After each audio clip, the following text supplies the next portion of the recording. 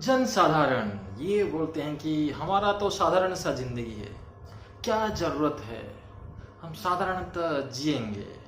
बस जैसे कुत्ते बिल्लियाँ जीते हैं, आदमी भी जीता है, भोग करते हैं।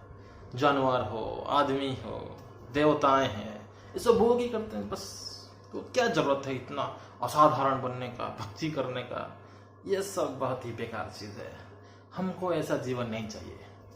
हम बस भोग करें, इंद्रिय तृप्ति करें, जो भी मिल रहा है उसको खाइए पिए, बस मस्ती करें। जैसे लोग आजकल हैं, चाहे कैसे भी लाओ, ऋण कृत्वा घृत पिबेत जावत जीवेत सुखी भवेत।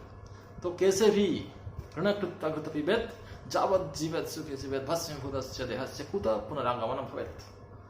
तो जब तक हमारे पास धन है, संपत्ति है, तो भोग करते रहो। क्या जरूरत है? क्योंकि इस जिंदगी के बाद क्या देखा है, कौन क्या होने वाला है? कुछ नहीं, बेकार है। कुछ नहीं है जिंदगी के बाद, और कुछ नहीं है। बस जब तक है सुखी रहो, भोग करने के प्रयास करो। लेकिन भाई साहब, आप ये सोच लीजिए कि संसार में कोई चाह के भी भोग नहीं कर सकता। हम भोग करने की इच्छा रख सकते हैं, लेकिन हम भोग नहीं कर सकते। जब तक हमारे पास वो कर्म नहीं है, वो सुख भोगने का हमारे पास लाइसेंस नहीं है, तब तक हम चाह के भी भोग नहीं कर सकते। दुनिया में ऐसे बहुत दिग्गज आए भोग करने के लिए, लेकिन बैंक बैलेंस रखते हुए वो गए, भोग नहीं कर पाए। उतना बीमारी, जन्म मृत्यु जरा व्याधि तो लगा रहता है सबको, चाहे कोई कितना ही बड़ा बन जाए।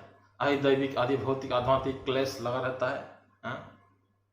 आदि दैविक मतलब ये नेचुरल क्लैमिटी, दैवी दुर्विपाक, जो हमको पूछ के नहीं आता। देखते हैं आजकल कितना सारा हो रहा है। ये जो कोरोना चल रहा है, सुनामी है, बाढ़ है, सूखा है, कितना कुछ है। ये सब चीज है। बहुत ज्यादा गर्मी है, बहुत ज्यादा सर्दी है, ये हमको पूछ के नहीं आता। तो इसलिए आप चाह के भी भोग नहीं कर सकते भाई। यहाँ पे कितना एसी, कितना कूलर, कितना फ्रिज, कितना क्या क्या लगा लो, कितना भी खा लो, ये सब रोग को बुलावा देना होता है बस। क्योंकि शरीर नेचुरल है, नेचुरल क्लाइमेट में रहना पसंद करता है, नेचुरल एनवायरनमेंट चाहिए इसको जितना आप आर्टिफिशियल करेंगे उतना ये उल्टा असर दिखाएगा।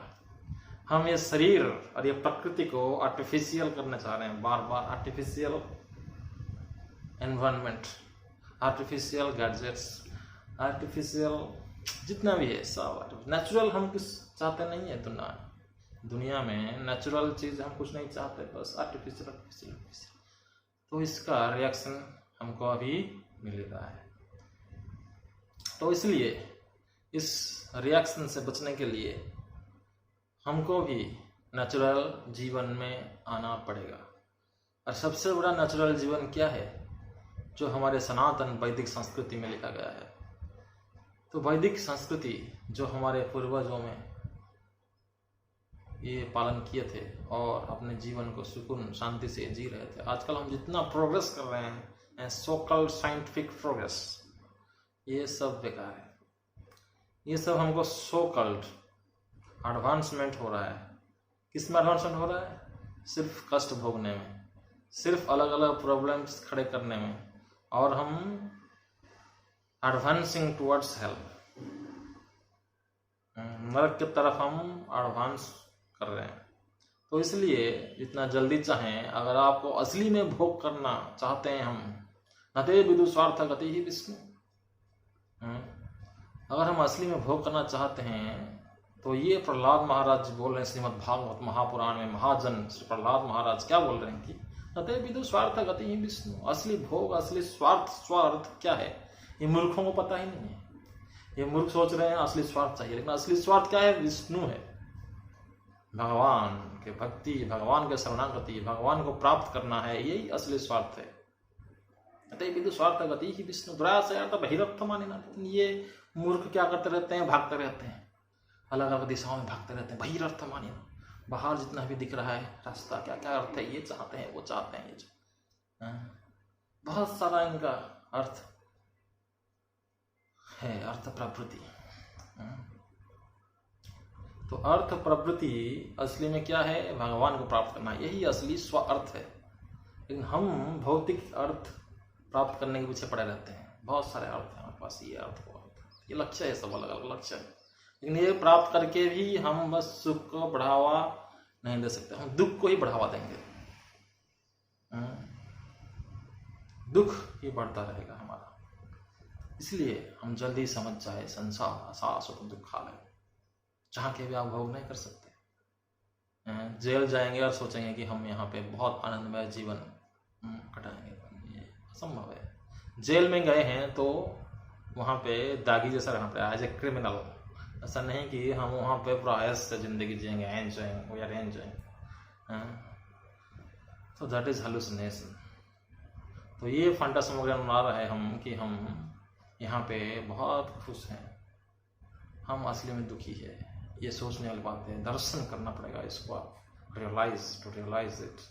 तो इसलिए गुरु साधु शास्त्र ये सनातन है, ये सनातन गुरु साधु शास्त्र को हम समझेंगे, इससे हम ज्ञान आहरण करेंगे तो समझ पाएंगे हम कैसे स्थितियां फंसे हुए हैं। तेज अपना अवरोध न बद्धा अंधे यथा अंधे उपनियमान, क्या बोलते हैं? ते भी स्वतंत्र अरुदम न बद्धा अंध यथा अंधे उपनियमान। तो जैसे कोई अंधा के पीछे सारे अंधे पड़े रहते हैं, तो इस दुनिया में जो अंधे लीडर्स है, जो दुनिया को लीड कर रहे हैं, वो भी अंधे हैं, क्योंकि उनके पास वो ज्ञान चक्षु नहीं है, वो आलोक चक्षु नहीं है, अंधेरा है उनके पास, अंधे है, उनका चक्षु है ही नहीं।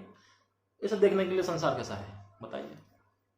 संसार है अंधकारमय, रात को इतना घना अंधकार है, दिन में भी ये बल्ब जला दिए भगवान ने, बहुत चमकीला सूरज तो चमक रहा है बहुत, लेकिन असली में जानकारी ये बता रहे हैं, क्या बता रहे हैं कि रात को एक डिम लाइट दे दिए भगवान की, चंद्रमा है, लेकिन ये सब बेकार है।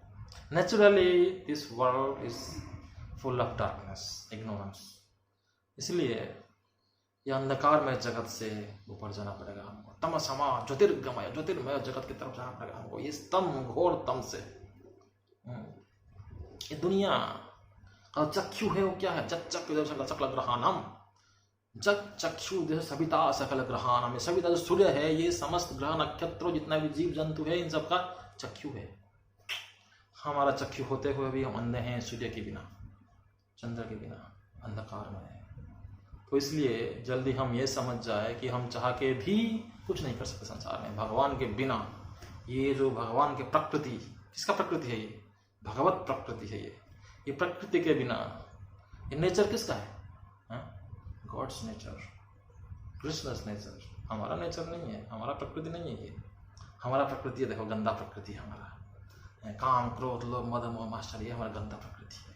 ये प्रकृति को हमको चेंज करना पड़ेगा, गॉडली नेचर हमको लाना पड़ेगा, गॉडली क्वालिटीज हमको डेवलप करना पड़ेगा। ये पूरा ये वैदिक सिविलाइजेशन, वैदिक सिस्टम का ये लक्ष्य है। तो हम इसको जल्दी से जल्दी प्राप्त करें, और इस कलि युग में भगवत नाम, हरे कृष्ण महामंत्र, हरे कृष्ण कृष्ण कृष्ण हरे हरे, हरे राम राम राम, इसको हमेशा श्रवण कीर्तन और स्मरण करते रहे भगवान के जो गुरु साधु शास्त्र के प्रावधान में। तो हम जल्दी ही उस जगत मृतमा अमृतगमय, उस अमृतमय जगत की तरफ हम पहुंच सकते हैं, दौड़ सकते हैं। तो ये हमारा लक्ष्य है। हरे कृष्ण।